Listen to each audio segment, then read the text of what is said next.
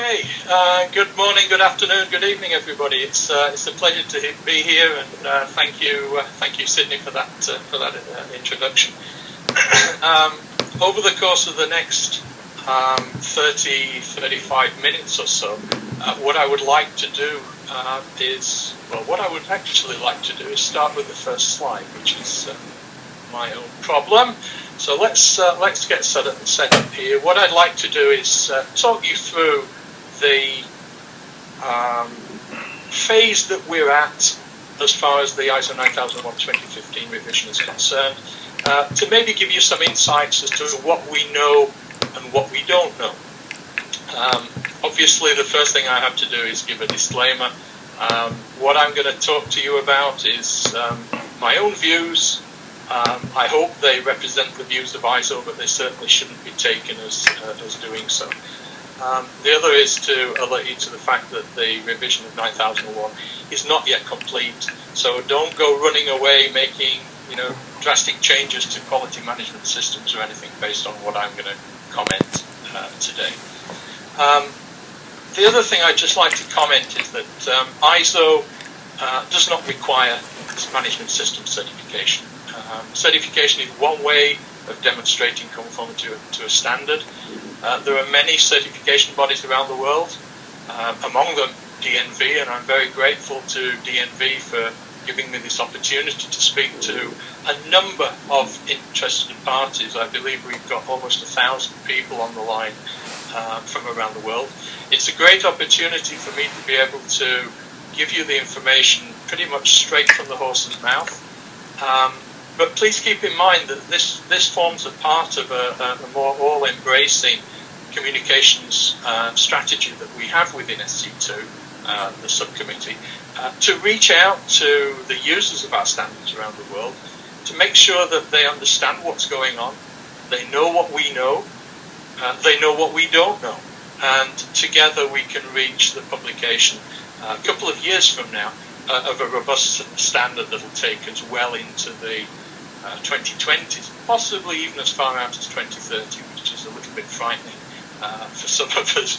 Not sure if I'll be around. Certainly won't be around TC176 by the time this next standard comes to the end of its useful life.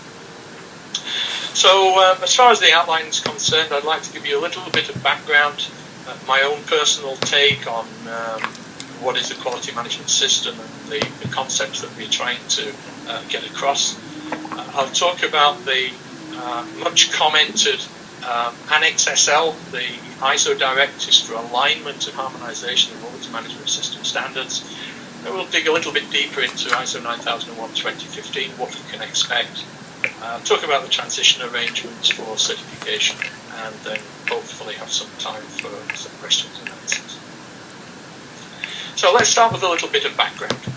This is TC176. This is part of the alphabet soup that we have. We have so many acronyms, but just so that you know, ISO Technical Committee 176 has the overall responsibility for quality management and quality assurance. Within the Technical Committee, there are 3 subcommittees. Subcommittee 1 has the responsibility for the Fundamentals and Vocabulary Standard, ISO 9000. The subcommittee which I chair is officially called Quality Systems. We are responsible for ISO 9001, 9004, and a number of other, not only standards, but much of the information that you see on the ISO website has been developed by what was the predecessor to our communications and product support working group. We also have a working group under our responsibility for issuing of interpretations. That group tends to be very active soon after a version of the standard is published. So that group was very active in the early 2000s, in the 2008-2009 timeframe after we published the 2008 version. And we expect that group to be very active again once we've published the 2015 version.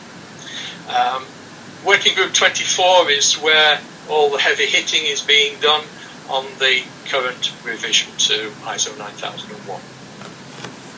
Just to give you an idea, Working Group 24 currently has around about 80 or 100 members who are experts nominated by the ISO member bodies from around the world. They're people like you and me. I suspect we may even have one or two of them on the call.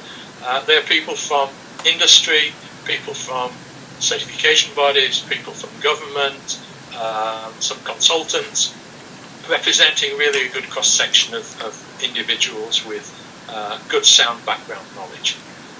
Not, as some people would like to imagine, a group of Machiavellian characters sort of wringing their hands behind the scenes and saying, now how can we make life more difficult for everybody, and what new requirements can we slip in there to complicate life. Actually, very much to the contrary. We want to keep things as simple as possible and at the same time ensure that the standards that we write achieve their objectives. And then finally over here we've got Subcommittee 3, which is responsible for the various supporting technologies, the ISO 10013 documentation standard, 10012 for measurement systems, and so on. The overall scenario of TC176, our remit is to develop generic quality management system standards. All market sectors, public, private, large and small. And as Sydney mentioned earlier, we currently, I'm the optimist, I say around about 1.2 million certificates worldwide. But equally, as I'd mentioned, it's important for us all to recognise that this is about more than just certification. And my subcommittee recognises that ISO 9001 certification should be the result of a well-implemented quality management system, not an end in itself. What we want is to encourage, stimulate, and provide the tools for organisations to be able to put in place a good system that meets their objectives, that meets the objectives of their customers. And as a result of that, in principle, they should be able to achieve certification from any competent certification body. We do have other TC176 products, guideline standards, website collateral, a number of other tools that we have to assist organisations to improve their quality management system. And over the last few years, we've been engaging more and more with the certification community in the form of the International Accreditation Forum and others to defend the ISO brand. Because whether we like it or not, folks talk about and will continue to talk about ISO certification. So they don't say, do you have a quality management system that has been audited and certified as being meeting the requirements of the standard by DNV or by any other certification body, and are they accredited? Quite often people use that shorthand, are you ISO certified? And so that whole mechanism of the certification process is very, very important to ISO in order to be able to defend the good name of ISO. The vision of SC2, when I took over as chair in 2010, we spent quite a lot of time doing strategic planning, and among other things, we came up with vision and mission statements, or renewed vision and mission statements. And our vision is that our standards, primarily 9001, 9004, are recognised and respected worldwide, and we want to retake some of the ground for people to recognise that quality management systems are an integral component of sustainable development. That sustainable development is not the domain exclusively of the environmental and the social people. That quality management systems have formed a solid basis and will continue to form a solid basis for sustainable development initiatives. Our mission. First part of our mission, nothing about certification. Our mission is to develop, maintain and support a portfolio of products, standards, guidance, documents and so on, that enable organisations to improve their performance and to benefit from the implementation of a robust quality management system.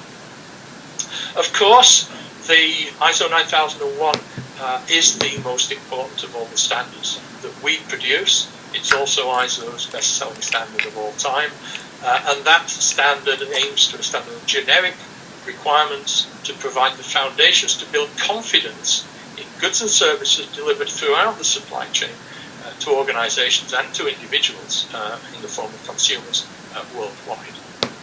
And then finally, we want to provide guidance and support where needed to ensure the continued credibility of our products. So let's start off just reminding ourselves, what is a management system? Management system is a system to establish policy and objectives and to achieve those objectives.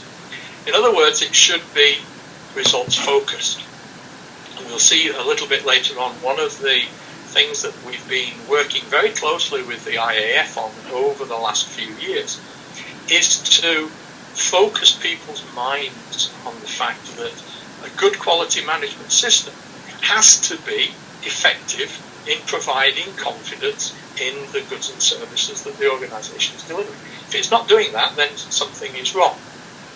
So if we put this in a sort of figure that as quality professionals most of us are very familiar with, the good old cause and effect diagram, we've got all this good stuff going on within the quality management system. Hopefully we've got top management commitment, we've got competent people, we've got the documentation right, we've got internal audits, management review, and all of that good stuff. And that's great. But the question we have to ask is the result of that, is the output of all of that, consistent, conforming product that is being developed and delivered to the customers? If it's not, then something within the various elements here of the cause and effect diagram, something is not working, and we need to address that.